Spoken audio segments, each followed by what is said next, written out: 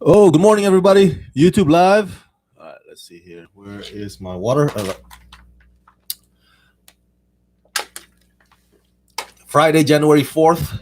And as I mentioned last night at midnight, I'm doing this episode per episode review of Future Man Season 2, which, by the way, Future Man Season 2 premieres January 11th. So it's next Friday. But the review embargo has lifted today. Now, there's some few things that a few details that I forgot to mention in my season 2 episode 1 review, mainly because I did it last night at midnight and I was so exhausted and tired. So my brain was already like, I don't know, kind of fried.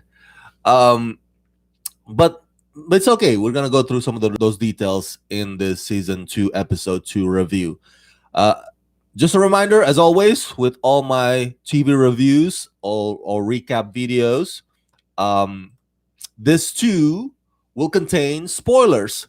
So heads up, spoiler alert, spoiler alert. I will be spilling spoilers in this review video.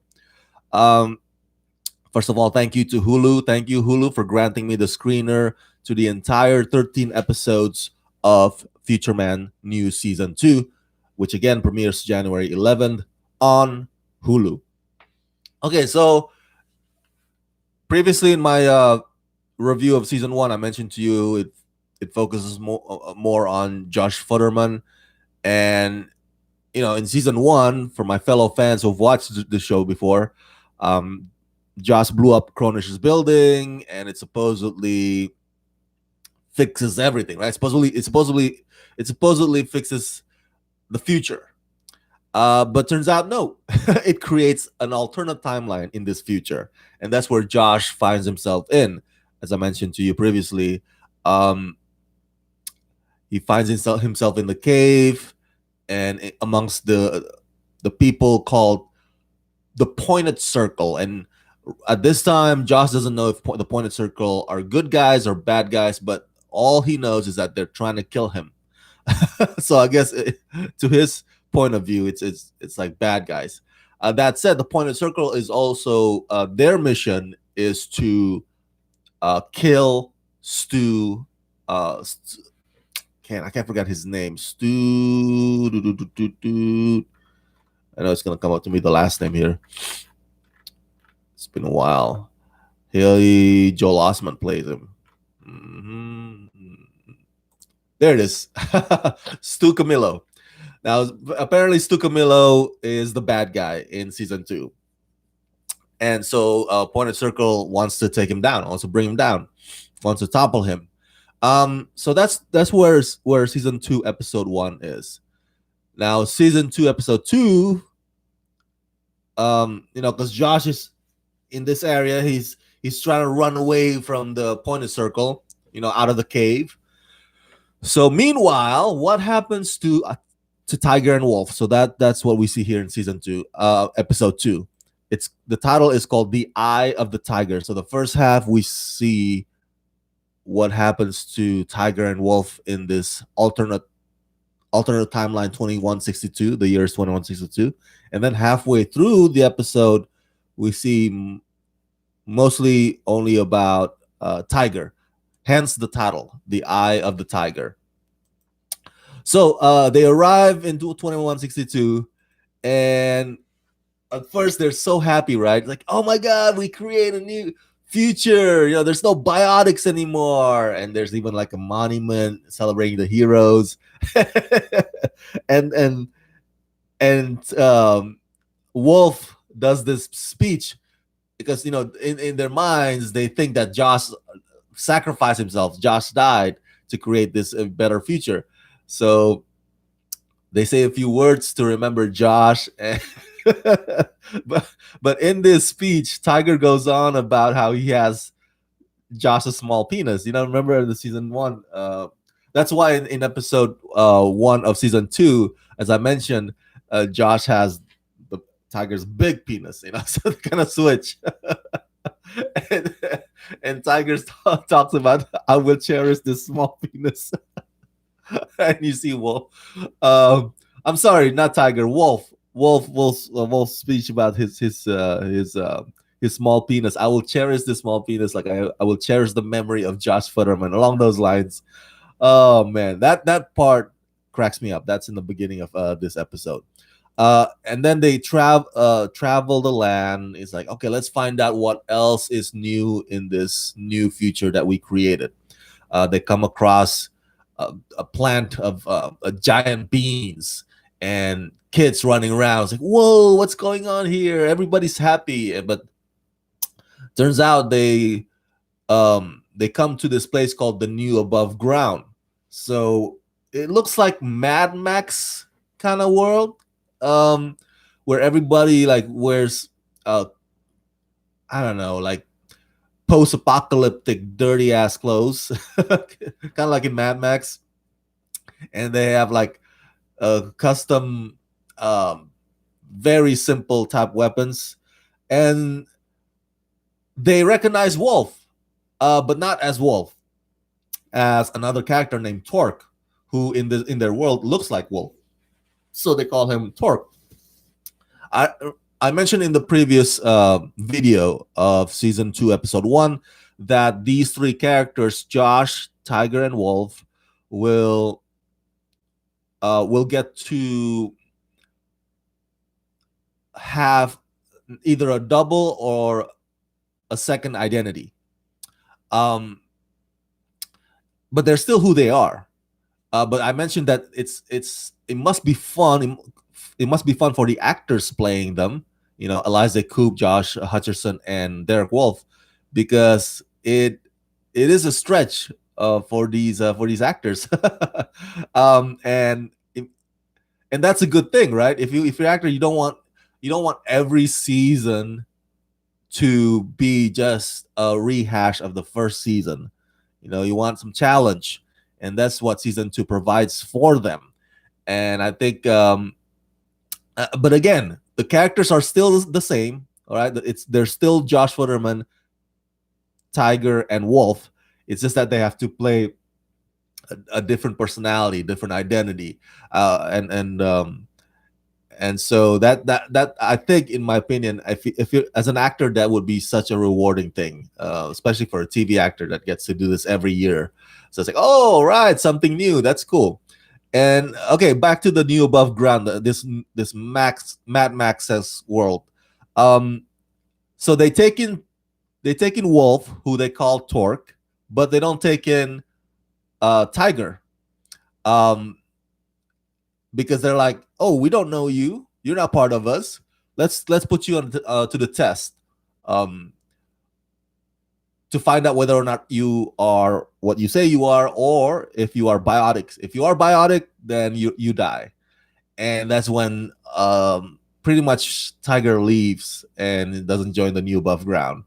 And there's this pretty interesting shot in the middle of it where Tiger is just like traveling by herself as a vagabond with her weapon, this staff, and then she remembers all the good days of her and Wolf, in season 1, and she by this point she kind of comes to a realization, or she's trying to embrace the inevitable fact that maybe now that we've created this, you know, quote unquote safe future, not like ridden by biotics, maybe it's a good thing that me and Wolf kind of separate or part ways.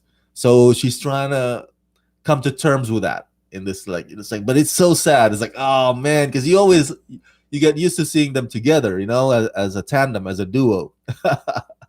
um, I mean, there's moments in season 1 when they separated as well, but they always find their way back to each other again in season 1. But now Tiger's like, what am I now? What is my purpose now in this new future? And Wolf apparently has his people. The New Above Ground is gonna take care of him. Where's my place in this one? So she comes across this thing called Mons. Apparently, there's another colony called the Mons that is preparing humans to go to Mars. And she enters this museum-like place that explains. Here's the thing.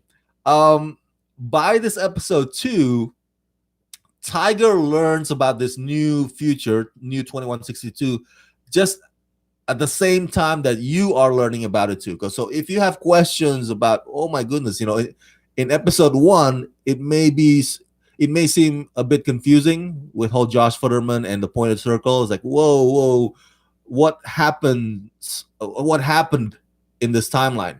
Why is it like this? Well, episode 2 sort of reveals some of those answers, especially in this museum.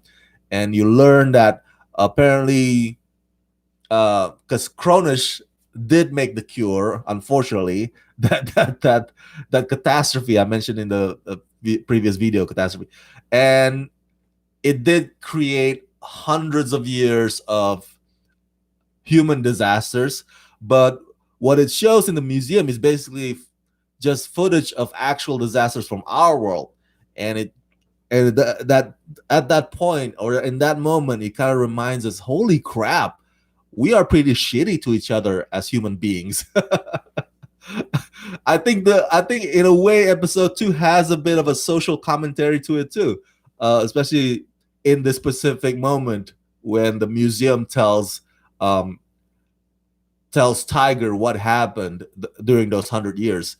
Famine and riot and uprising, and cities burning, and it's like, oh, but their footage and their photos from our world, 2019, 20, or this past couple of decades in our world.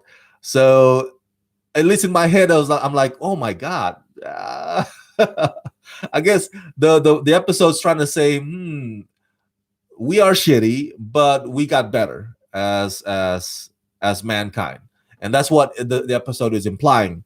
And so the museum tells Tiger, okay, yes, those 100 years are terrible because of the cure, but this past few years we have this the Mons, this community that is now trying to um, bring human to the new home planet, or planet Mars.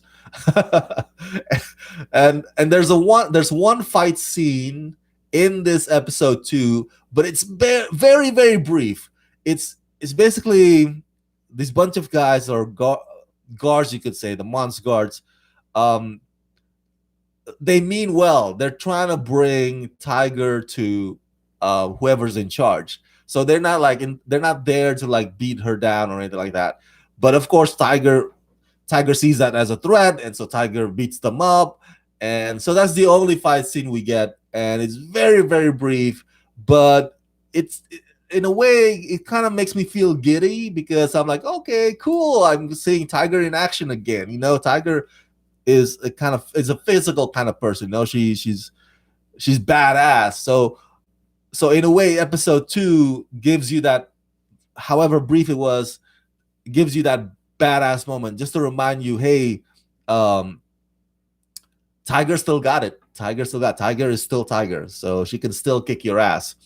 Um, by this point, also Tiger and Wolf are both injured, so they're injured from their um, season 1 battles, and of course from the time travel. And by this point, before Tiger enters the Mons, Tiger buries their TTD, the time travel device, so that nobody can find it. Now, I mentioned in the previous review of season 2, episode 1, that we're not gonna see much of the time travel device, unfortunately, in season 2. Um, as a matter of fact, much of season 2 will take place in this alternate timeline. I want to say a good chunk, about maybe 8 episodes. So we're stuck here. Okay, there's no traveling to the 80s. There's no traveling to the 50s. There's no fun, the fun that comes with that traveling to the whatever era. This season 2 doesn't have it. You're stuck in this alternate timeline. So okay, back to the story. So Tiger meets the person in charge, and guess what? Who is the person in charge? It's Stu Camillo, played by Oscar nominee Haley Joel Osment. And real quick, Haley Joel Osment really has let himself go, man. Holy smokes! I don't mean to I don't mean to offend him or anybody's but man, I remember the Sixth Sense. That kid, I see dead people kid. That's him. And I was like, now he's all grown up. But it's like he looks kind of different because of the beard and he let himself go. But that's a quick side note. I'm just a tiny observation on my part. Um, in this episode too, he's a hologram, and apparently, because Tiger asks him like, "How do you survive all these years? How do you live eternally? Like we're in 2162. You're not from this world. You're from the past." Um, and Stu's like, "Well, I'm a hologram. I'm not actually Stu, the physical person." Um, excuse me. And Athena shows up. Athena is the leader of the pointed circle that wants to take Stu down. And apparently, in this one, it reveals to you that Athena is Stu's right hand woman, or at least one of his trusted people. So Athena's there to kind of betray Stu, subliminally, so secretly. And you can tell from the moment that Stu meets Tiger that, oh my God, all my crush, because Stu has a crush on Tiger. All my love for this for this woman, comes flooding, rushing back to me again. And Tiger doesn't see it the same way. So Stu is like frustrated. So Stu goes to his psychiatrist, and the psychiatrist is just, imaginary psychiatrist, hologram technology that tries to calm him down.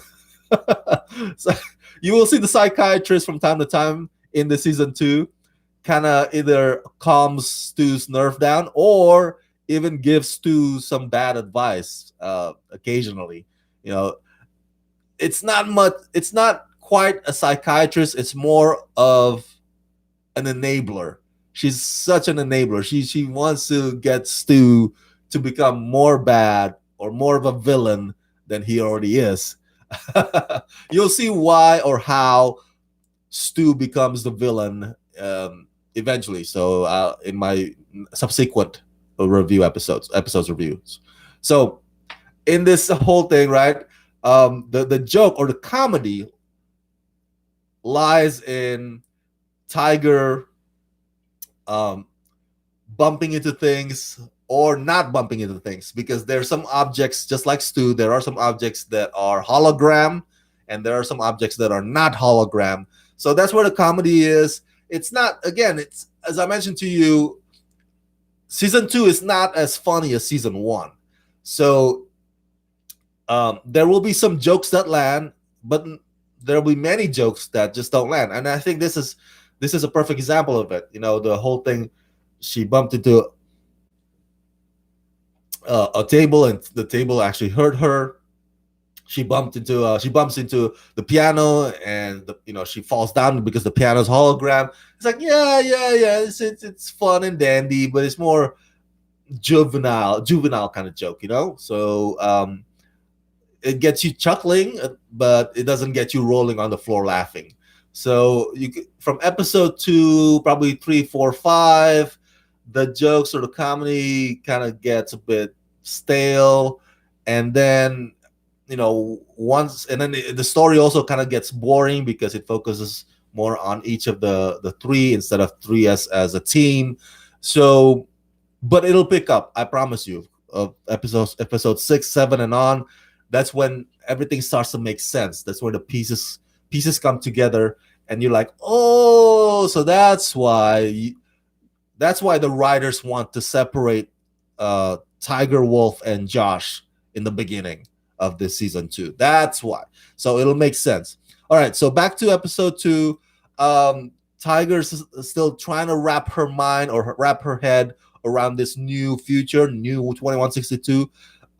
Stu tells Tiger, hey, look, it's going good now. We had that, those hundreds of years of, people killing each other, but we're good now. We're in a good place, and I'm trying to do good with this place called the Mons, the community called the Mons. I'm trying to get people to their new home, the planet Mars, because in Stu's mind, Earth is shitty.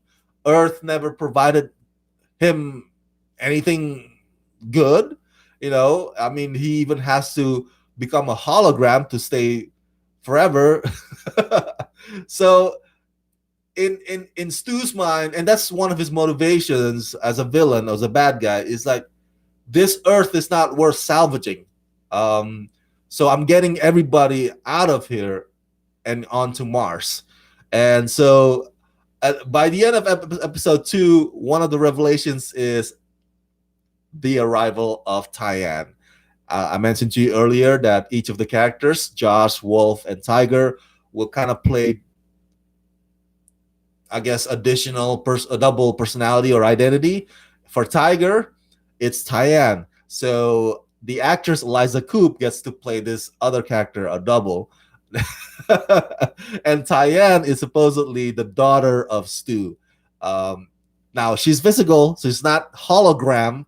So it's gonna get explained how that is in the subsequent episodes. I'll share with you the reviews. But that's when, bam, Tiger meets Tyann at the end, and Tyann has this high pitched voice, and she behaves like an adult teenage brat sort of thing, a grown up with a teenage brat personality, very spoiled. And Tiger's like, whoa, I'm seeing double. I'm looking, at another version of myself. And I'll explain why that is in my next or subsequent reviews of the subsequent episodes. But yeah, so overall, episode 2 is fantastic. I don't have any negative comments about it. It it gets the ball moving on. All right, where are Tiger and Wolf in this new 2162? And as I said earlier, Wolf is like, okay, where is my place without Wolf? What is my purpose minus Wolf? And is that purpose with this man Stu, who clearly has a has a crush on me? And so yeah, it's, as far as comedy goes, I probably laugh more on the beginning of the episode with the whole speech that I mentioned to you, Wolf, having a speech about his small penis in honor of Josh. But as the episode progresses, it becomes less and less funny. But even though the comedy may not hit the target, the story, slowly but surely, reveals itself to you, presents itself to you. And that is a good thing. So we can take comfort in that at the very least. All right. So, okay. So that's my spoiler filled review of Hulu Future Man Season 2, Episode 2, titled The Eye of the Tiger. Once again, to remind you all, Future Man New Season 2 will be available for you to binge watch all 13 episodes of them starting January 11th. That is next Friday. So, but I'm giving you these reviews episode by episode because the review embargo has lifted today. So, and a lot of you out there probably, whenever I do like a batch kind of season review, some of you, not a lot of you, some of you would say, hey Rama, why can't you just break it down by episodes? So that's what I'm trying to do now. Instead of giving you, even though I've already seen all 13 episodes of season 2, instead of giving you just like one video, a review of the entire season 2, I'm trying to give you a review of episode per episode. So hopefully this will help. All right, and that's it. Please subscribe to this channel, ring the bell, press that like button, share this video, and as always, if you can help support this channel, please do so at either gofundme.com/ramascreen or patreon.com/ramascreen. That's patreon.com/ramascreen. As always, let's rock this.